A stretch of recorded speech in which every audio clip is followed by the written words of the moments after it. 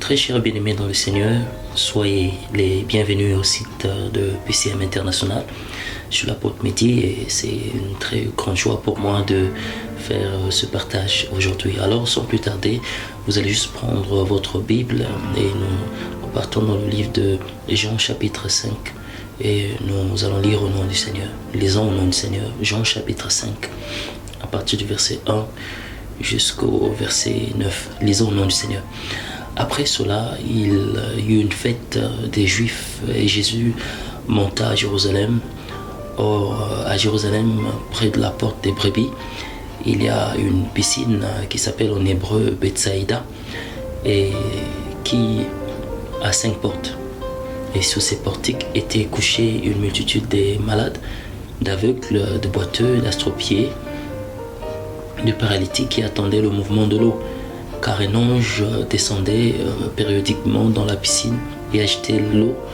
Et celui qui descendait le premier après que l'eau avait été agitée était guéri.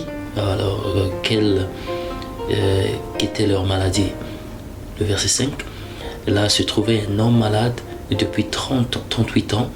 Jésus le vit couché, sachant qu'il était déjà là depuis longtemps. On lui dit, veux-tu retrouver la santé? Le malade lui répondit, Seigneur, je n'ai personne pour me jeter dans la piscine et quand l'eau est agitée. Et pendant que j'y vais, un autre descend avant moi. Verset 8 dit, lève-toi, lui dit Jésus, prends ton lit et marche. Aussitôt cet homme retrouva la santé, et prit son lit et se mit à marcher. Amen.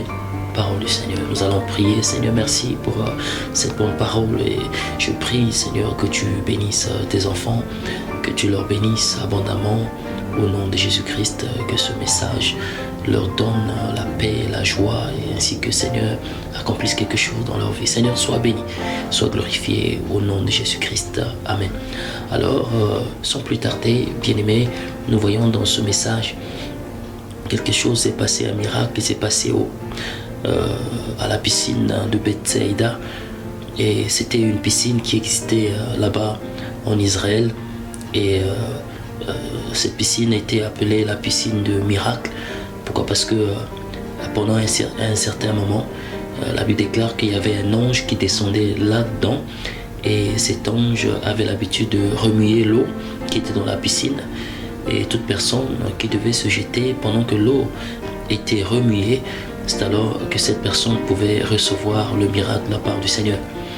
Alors, nous voyons ceci, qu'il y avait un homme qui était malade depuis 38 ans et cet homme avait passé beaucoup de temps devant cette piscine. Il était astropié, il était paralysé. Alors, cet homme était là et chaque fois que les autres étaient guéris, certainement ça lui faisait mal au cœur et il se disait, mais je n'ai personne pour me jeter là-dedans. Il avait besoin de la guérison, il avait besoin du miracle, mais il n'y avait personne pour pouvoir l'aider. Alors pendant que je parle, il se peut que tu es dans la même situation. Il se peut que tu es là et depuis que tu es malade ou que tu as un problème et tu vois qu'il n'y a personne autour de toi pour pouvoir t'aider. Alors cette personne était dans la même situation, il n'avait personne pour pouvoir l'aider.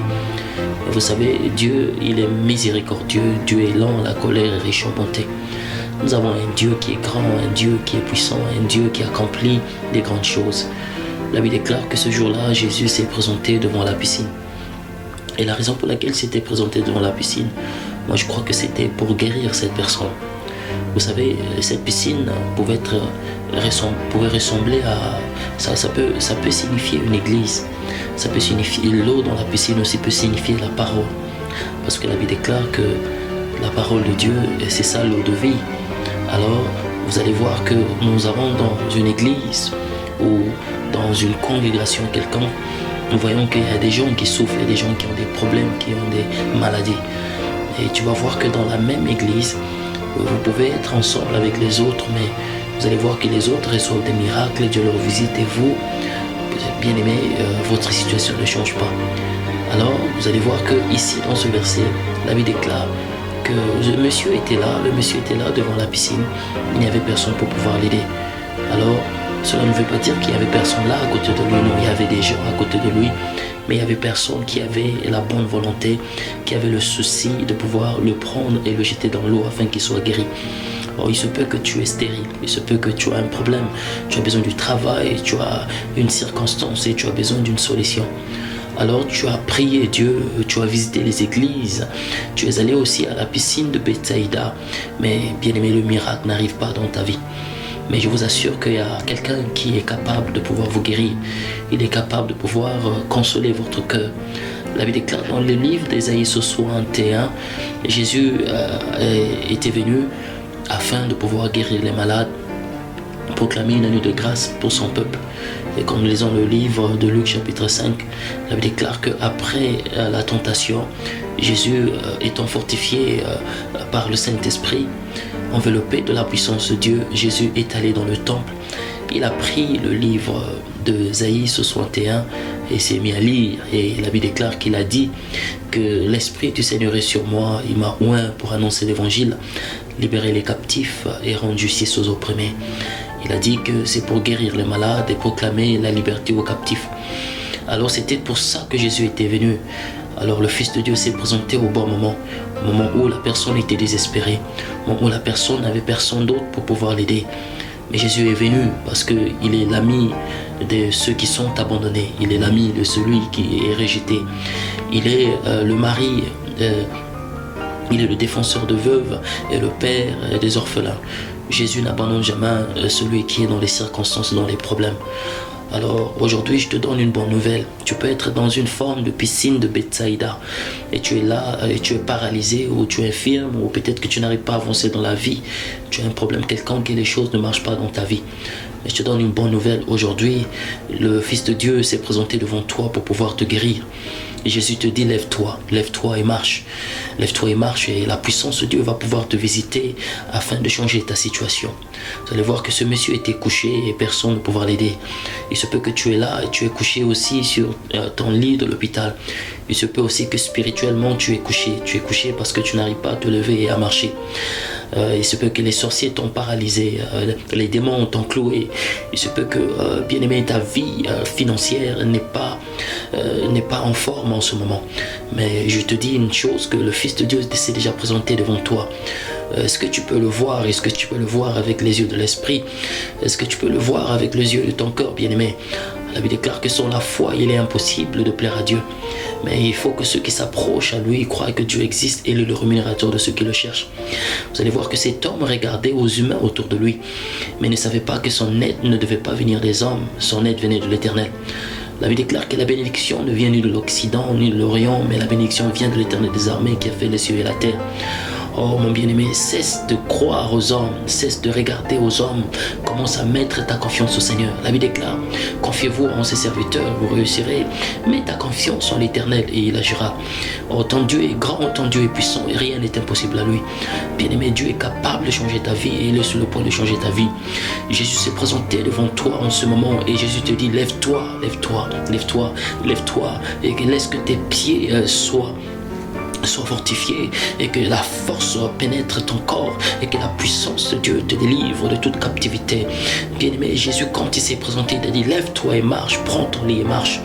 Oh bien-aimé, avant c'est le lit qui te transportait, mais Jésus te dit de te lever et quand tu vas te lever, ce n'est plus le lit qui va te transporter, mais c'est toi qui vas transporter ton lit. En un mot, ce n'est plus ton problème qui va te surmonter, mais c'est toi qui vas surmonter ton problème. Oh, la gloire de Dieu est là pendant que je parle. Jésus te demande de croire. Commence à voir, bien-aimé, ta délivrance. Commence à voir ta guérison, bien-aimé. Jésus va te guérir. Jésus va te délivrer. Oh Seigneur, Père, merci. Père, pour cette parole. Seigneur, je prie pour celle ou celui qui l'a suivi. Père, dans le nom de Jésus-Christ, je libère la gloire de Dieu dans leur vie. Seigneur, je leur commande de se lever et de marcher au nom de Jésus-Christ. Père, que toute situation financière qui est morte dans leur vie, bien-aimés, trouve la vie au nom de Jésus. Père, que toute maladie qui les a enfermés, que cette maladie disparaisse au nom de Jésus-Christ. Père, tu es la vie éternelle. Tu es venu pour donner la vie à ton peuple et la vie en abondance. Alors, au nom de Jésus-Christ, pendant que je prie, laisse que, Seigneur notre Père, que ta main leur visite. Oh, je commande aux anges de leur assister. Et laisse que, Père éternel, qu'ils ne soient plus assujettis par quelle force des ténèbres. Mais aujourd'hui, Seigneur, que la gloire de Dieu se manifeste en eux et qu'il te glorifie. Oh, Seigneur, merci, Père éternel, pour la gloire qui leur visite. Merci pour ta puissance et le Saint-Esprit qui agit en eux. Seigneur, je commande, oh Dieu, que les situations de leur vie, Seigneur, vont changer. Seigneur, oh Père, les maladies vont disparaître. Et leur corps, oh Dieu, va être bien portant. Parce que, oh Dieu, la gloire de Dieu et l'esprit de vie, Seigneur, nous a délivrés de la captivité de la mort et du péché. Seigneur, sois glorifié. À toi la gloire, à toi la louange, au nom de Jésus-Christ. Amen, cher bien-aimé.